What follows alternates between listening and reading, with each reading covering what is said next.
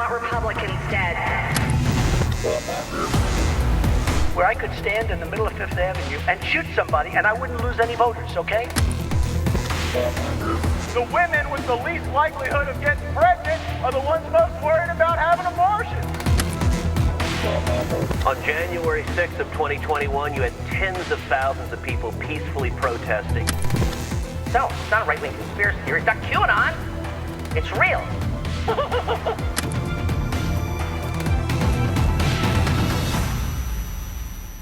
My guest today is the writer David Masciotra. David has a tremendous new book out right now called Exurbia Now, the Battleground for American Democracy. And this is a subject, I was telling David before the show, that fascinates me because American political life has been reshaped by the suburbs and exurbs in the last 40 to 50 years, more than the cities have reshaped it in probably an even longer period of time. The post-war boom into the suburbs changed America.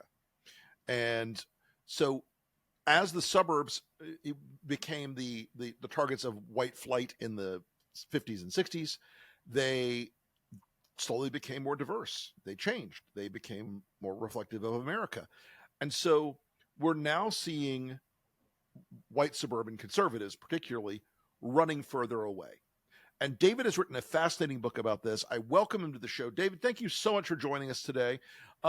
So I think I described the phenomena we're watching correctly, but talk to us about how we went from an urban political culture to a suburban political culture to an exurban political culture in the space of the last half century. Well, that was a great introduction. I mean, you nailed some of the major topics of the book, and it's a real pleasure to be with you to have this conversation today. Thanks. So as you noted correctly, after the Second World War, a few factors went into the creation of the United States of America as a suburban nation and really shifted so much wealth and political power from the city to suburbia. Those main factors were Dwight Eisenhower creating the highways, so now families could commute into work. We also had housing developments, like perhaps most famously Levittown in New York, Sure. but that happened in Chicago, Detroit, Baltimore, everywhere. And then you have the more insidious factor that you mentioned of white flight.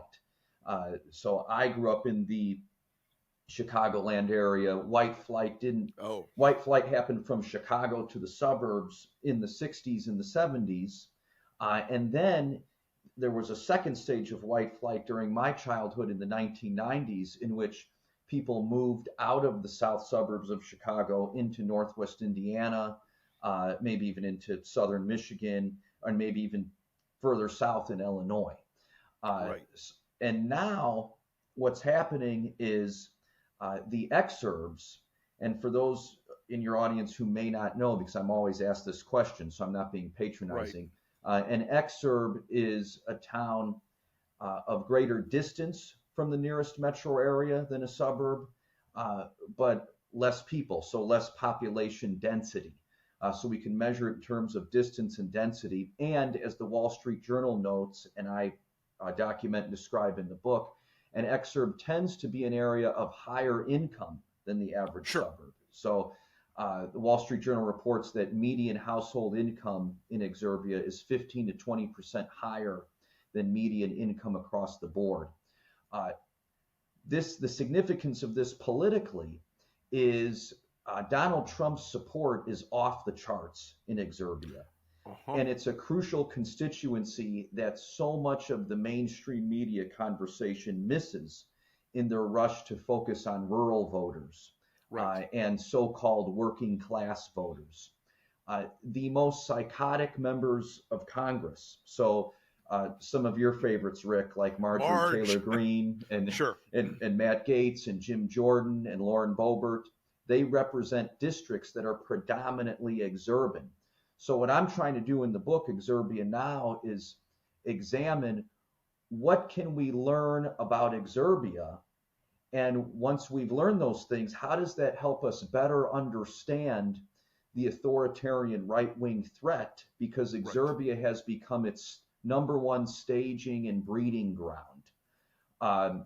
You're correct to note that Exurbia is the later stage of white flight. It's mainly white, middle to upper middle class Republicans who are trying to escape the increasing diversity and in some cases progressive politics of suburban areas and large metro areas. Sure. I mean, I remember when I was in college in Washington, D.C., just across the river, Arlington, Alexandria, Northern Virginia was a rock-ribbed Republican stronghold. It was as Republican as it got. And the rest of Virginia was pretty Republican as well. Those suburbs, I mean, I watched it evolving in the 80s and 90s, that those suburbs, Fairfax, Loudoun, Folkwore, down into Fredericksburg and running south, they became more diverse. They became more politically progressive. And now you've seen southwestern Virginia turn into something that doesn't even look like America in a lot of places. It is so far out there on the political belief scale that it's really hard for people to understand like how dark and weird it's gotten. Yes, that's exactly it. So, and the same thing happened where I grew up in, like I said, the south suburbs of Chicago. The south suburbs of Chicago were pretty politically diverse. I mean, there were often Republican congresspeople in those districts. Now, not so much anymore. They've become much more diverse in terms of demographics and much more progressive.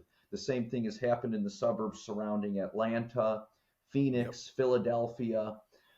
So as the suburbs have taken on more progressive characteristics, have become more welcoming and friendly to LGBTQ Americans, have become more multiracial, this darkness and weirdness that you describe has taken off in Exurbia because people who are living there are feeling, first of all, estranged from American culture.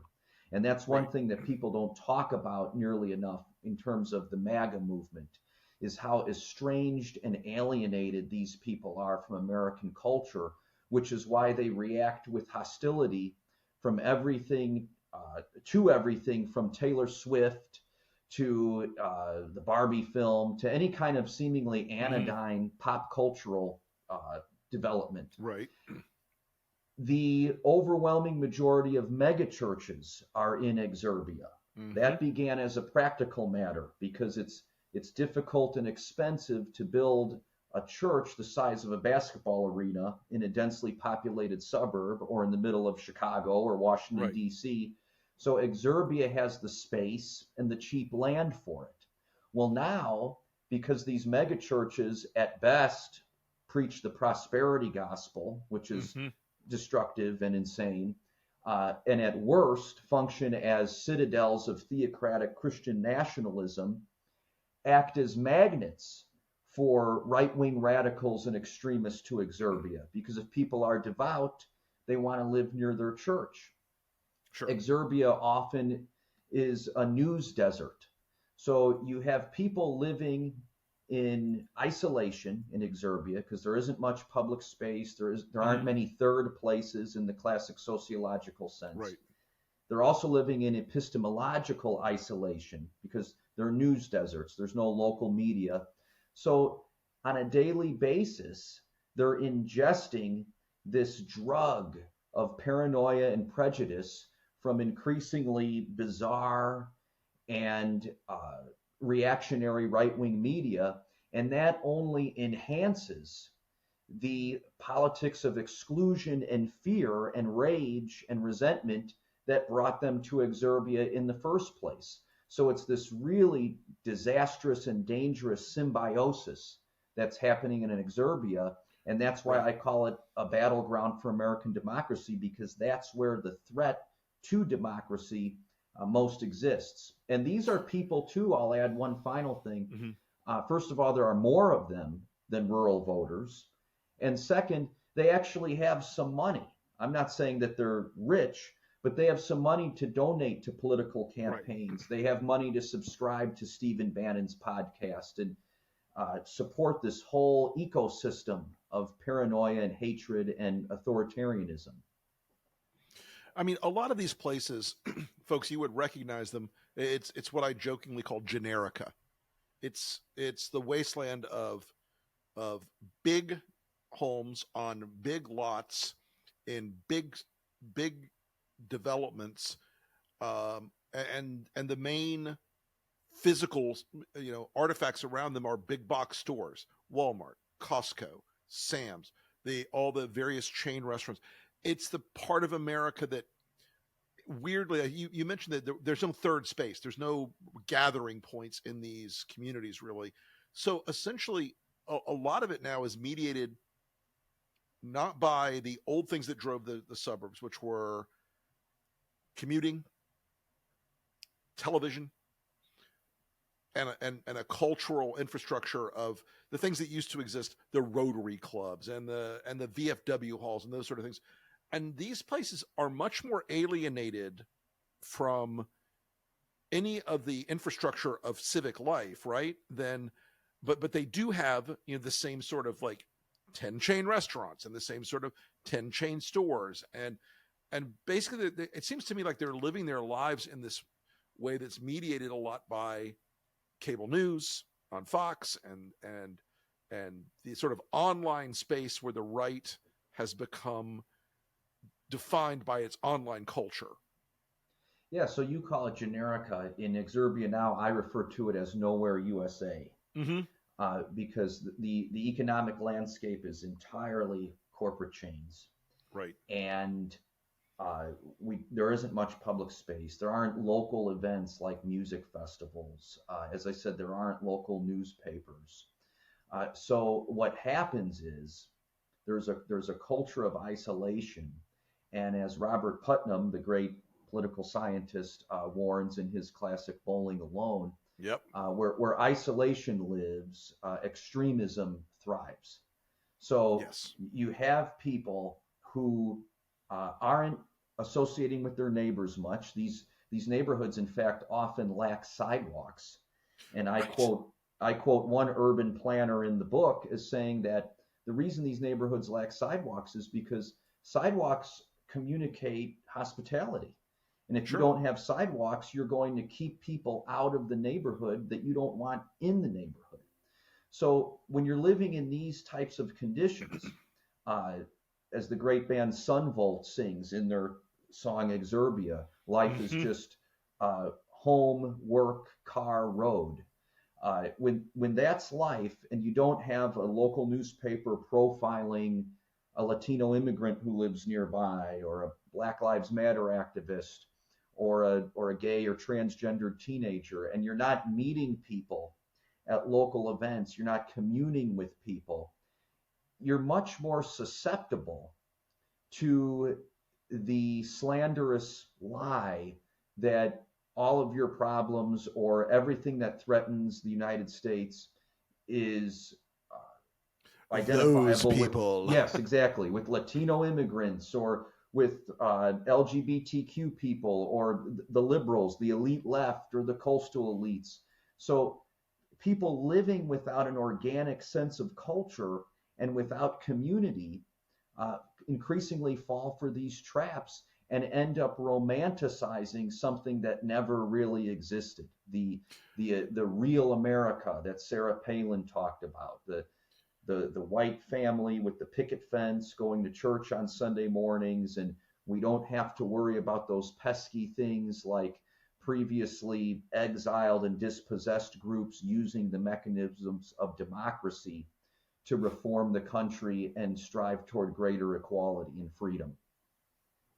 It is interesting to me that we have this ongoing sense that the isolation and the sort of loneliness in this country doesn't come from this sort of cultural siloing. I mean, a lot of people have described it as a symptom of the cultural siloing, but I think it's actually a cause of it. I think that lack of a national sense of this propositional, big, messy democracy is so distant from people now that they almost take offense when you describe it to them anymore. They almost get angry about it.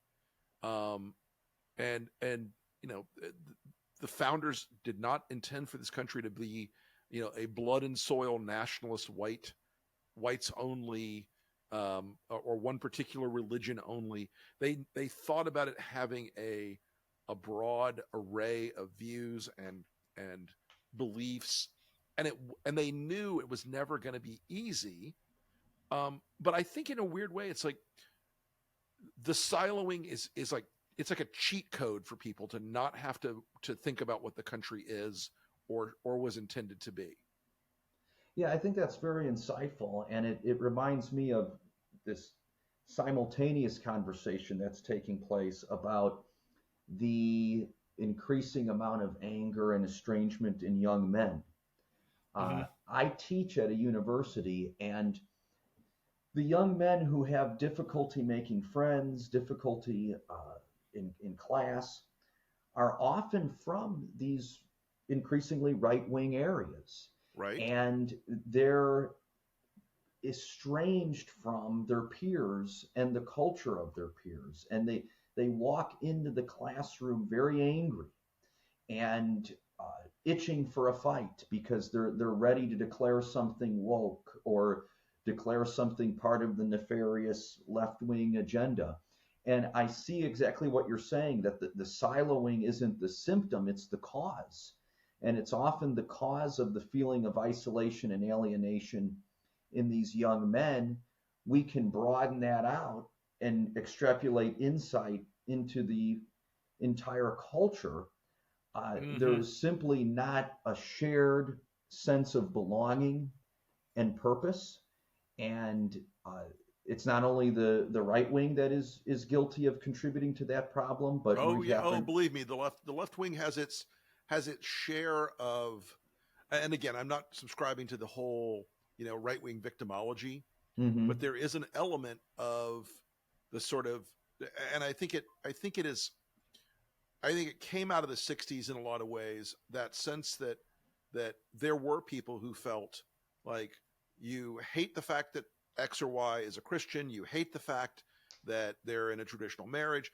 And there was some of that the left, in its sort of feistiest moments in the 60s, gave Republicans and gave conservatives reasons to believe that they were the persecuted class. Now, look, a lot of it was very thin. A lot of it was very contrived. But there were people who didn't wake up every morning and think, I want to live in a commune, or I want this or that. Some of it was racial. Some of it was not. But I think at the point we're at now, there is a very deeply wired set of negative political incentives that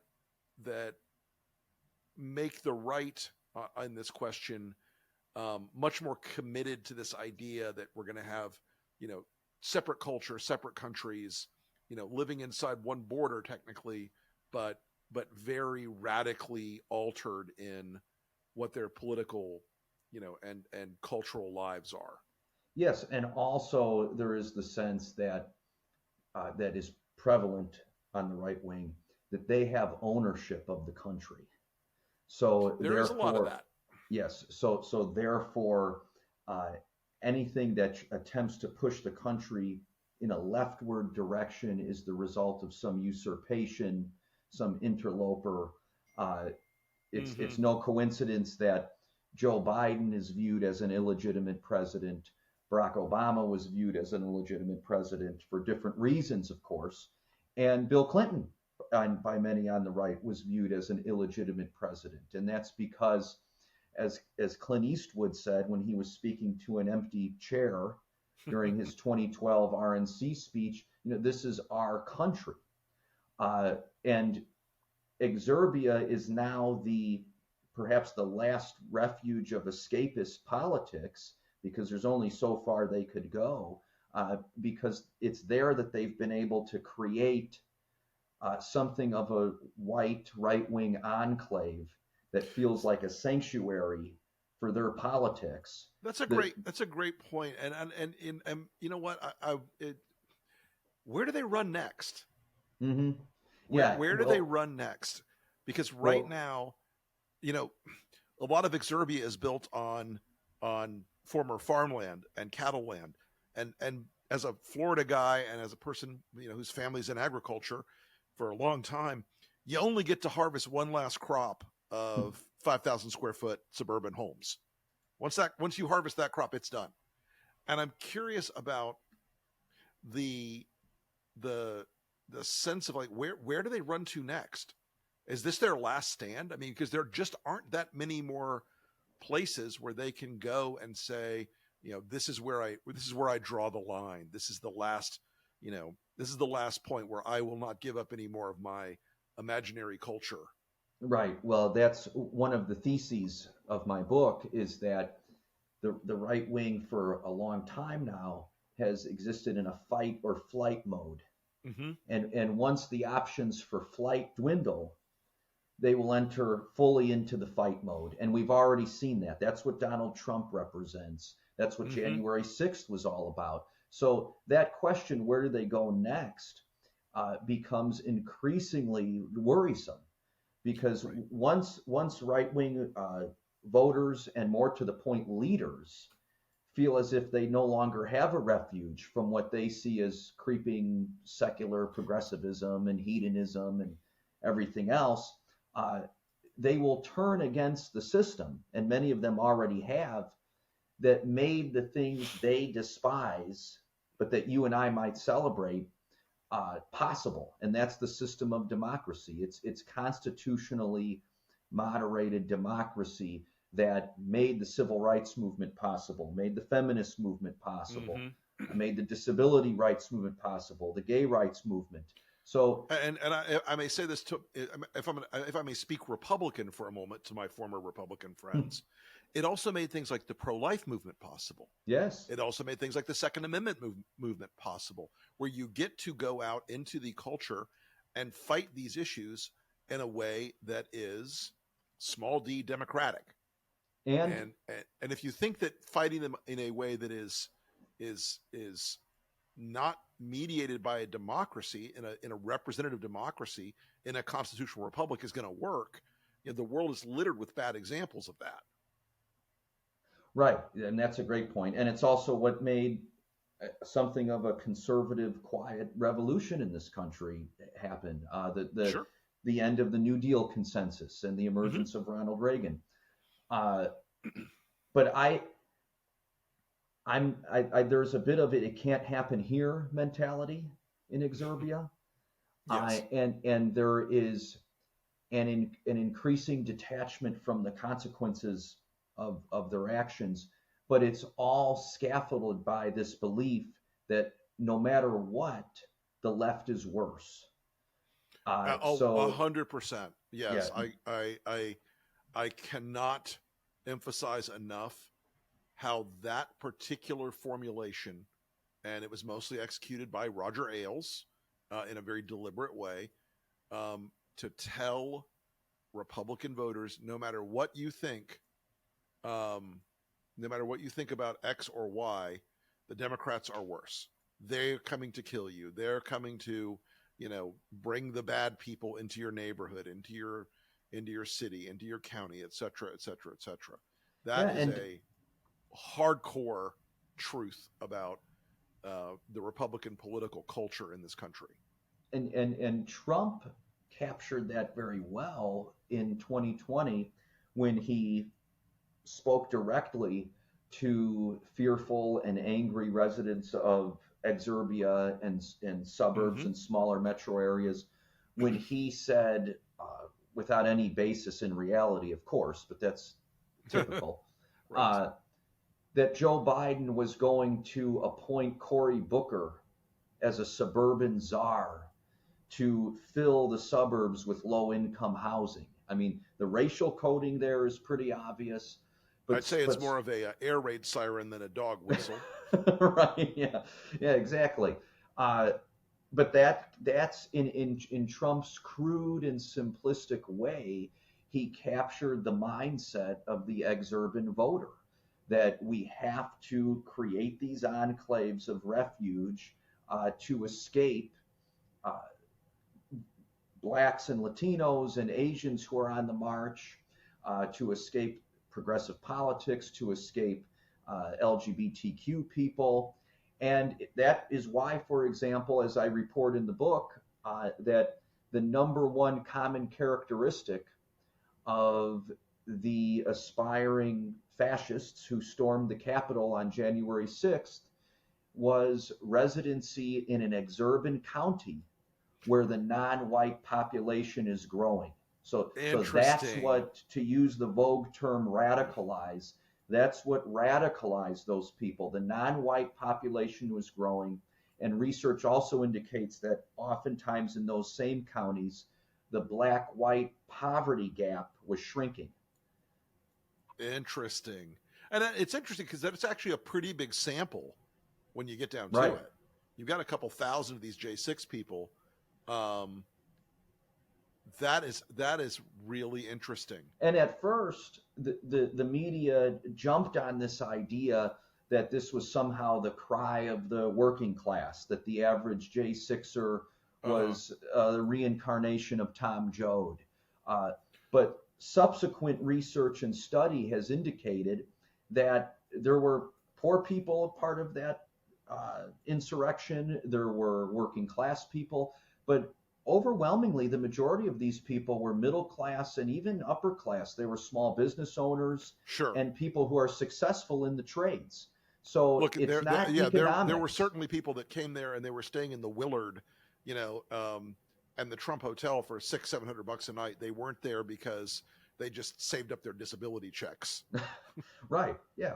Yeah. And they bought the plane ticket, and that's exactly it. That's fascinating, and I do think that there's a degree of mental attachment to the image of being working class, even when they're more upper income than working class. There's an idea of virtue in saying, "Oh, I'm just a regular guy. I drive a truck," but it's a $200,000 Ford F-450. Right. Not an actual work truck or what have you. I'm just interested in a lot of that, the cultural excuse making of feeling oppressed because a guy who affords a $700,000-800,000 home in Exurbia and drives a $250,000 worth of vehicles between him and his wife and his kids, and essentially lives a very different life than the striving idea of the guy out there turning a wrench in a factory somewhere, still wants to have the same virtue of that. I find it's a telling and I think fascinating look at how, again, people like Roger Ailes built a self-image for these people that, oh my God, you're so oppressed. You're an affluent guy who lives in the suburbs. In an expensive property, but you're so oppressed. They're so after you. Don't you think you have to fight back?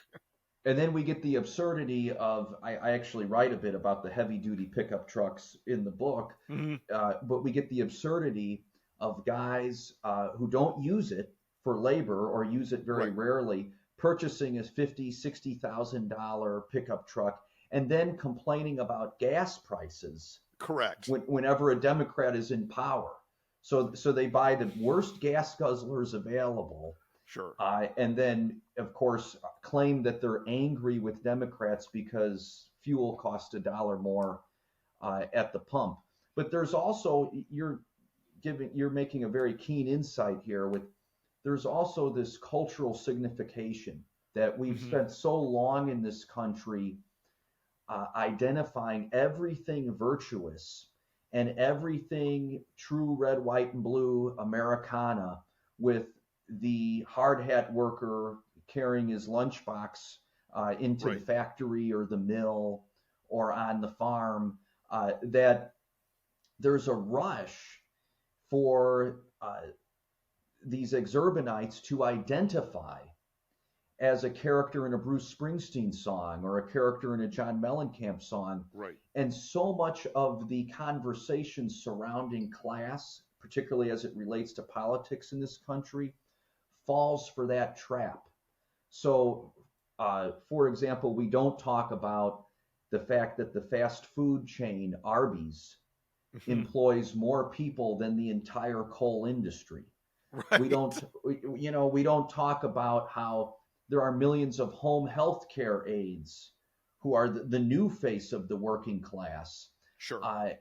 And we get trapped by the politics of nostalgia, and we get trapped by an insidious form of identity politics that once again spotlights a certain male, often white worker in our relationship of class and politics. And it's very destructive and it's very dangerous, but it's what allows Donald Trump, for example, to pretend like he's Eugene Debs, like he's some blue-collar hero, when in reality he's living in a penthouse and flying on his private jet. Right, he's a guy who has nothing to offer the home healthcare worker or the Arby's worker or anyone else.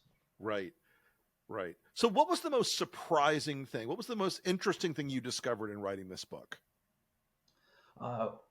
Well, one thing that comes to mind, and you alluded to it earlier, is that where there are more chain restaurants, there's a higher voter turnout for Republicans. And this is not only true in Exurbia, it's true in urban areas, suburban areas, rural areas. And researchers were absolutely baffled by it.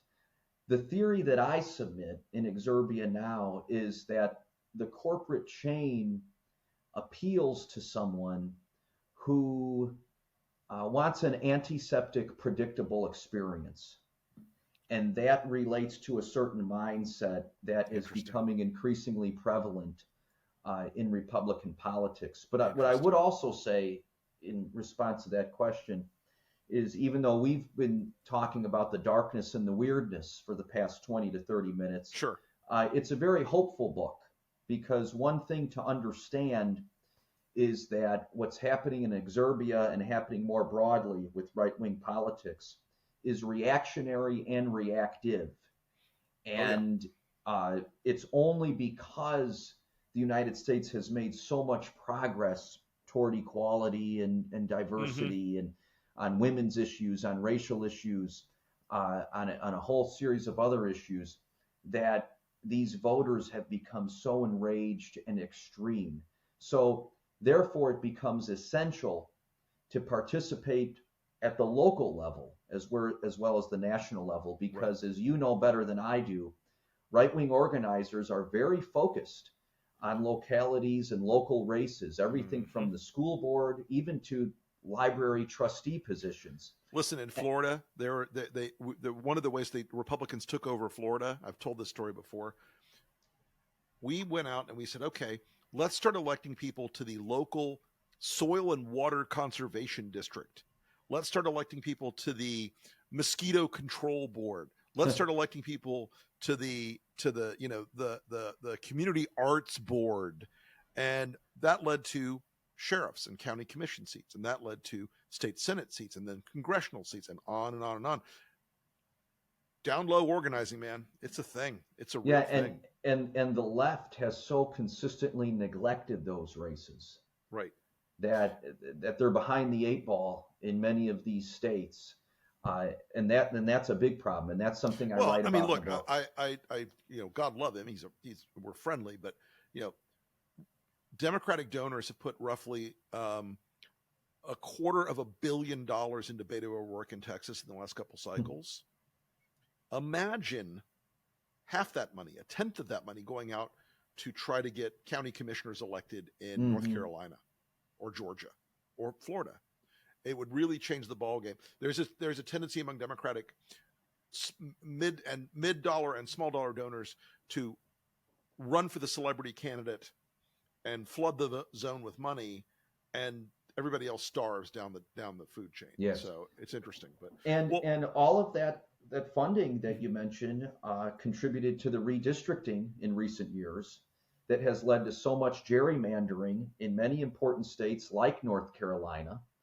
And therefore, the residents of Exurbia have disproportionate amount of political power, just like it with the Electoral College nationally. So these exurban residents wield tremendous influence in their respective states because Republicans have been much more strategic and sound in emphasizing their constituencies than the Democrats have been. And that's a really sad and scary thing for our democracy, given how the Republican Party has shifted further and further to the extreme right.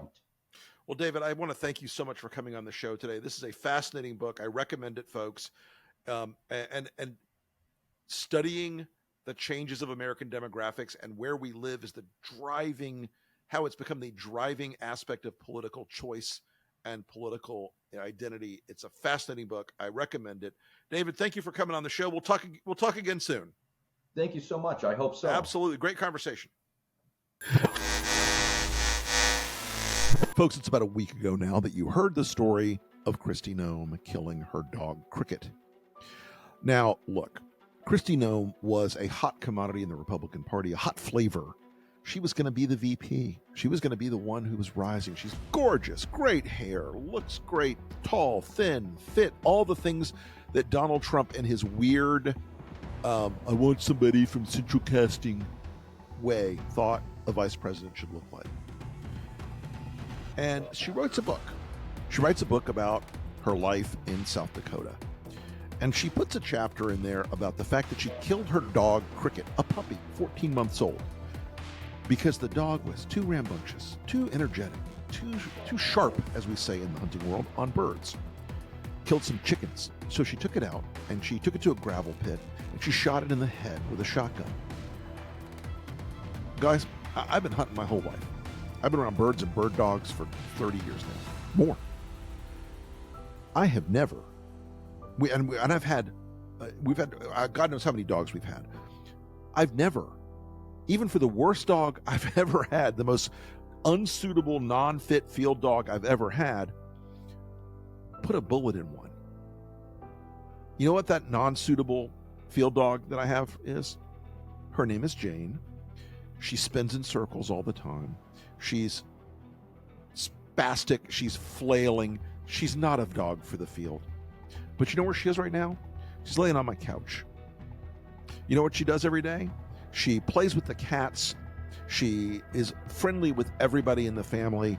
She loves everybody all the time. She runs, she plays. She has a great life.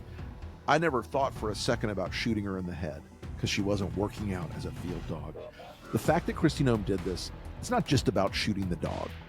It's about what she's trying to tell America that she is. And what she's trying to tell America that she is a really terrible monster. She's trying to say to Donald Trump, that was written, by the way, for an audience of one person. It was to tell Donald Trump, I'll do what you want, master. I'll kill who you want, sir. I'll do whatever horrible, dark, crappy, mean, cruel, sadistic, illegal thing you need, Donald. If I'll kill a dog, I'll do anything for you. Now, I will tell you one thing, folks. You're often listening to this show and you're thinking that a person like Kristi Noem obviously belongs on the enemies. Listen, so does everybody that supports her. The most fascinating thing, and I look at this, it's a low bar, but a tiny, itty-bitty glimmer of hope in America, is that even the MAGA people turned on her. Everyone ratioed the living bejesus out of her. That woman is the most hated person in America right now. She is the dog killer lady for the rest of her life. She doesn't ever get to get away with this. When even weirdos on the MAGA right, like Cat Turd and Laura Loomer, are bashing the hell out of her, and Fox News does like 11 segments in 3 days bashing her, and every other normal person in America is equally bashing her, it tells you that killing dogs, that's finally a border. We finally found a line MAGA won't cross. It's killing dogs. You know what? I hate to say it, but I'll take it. because everyone on the left, the right, and the center has put you, Governor Kristi Noem, firmly on the enemies list.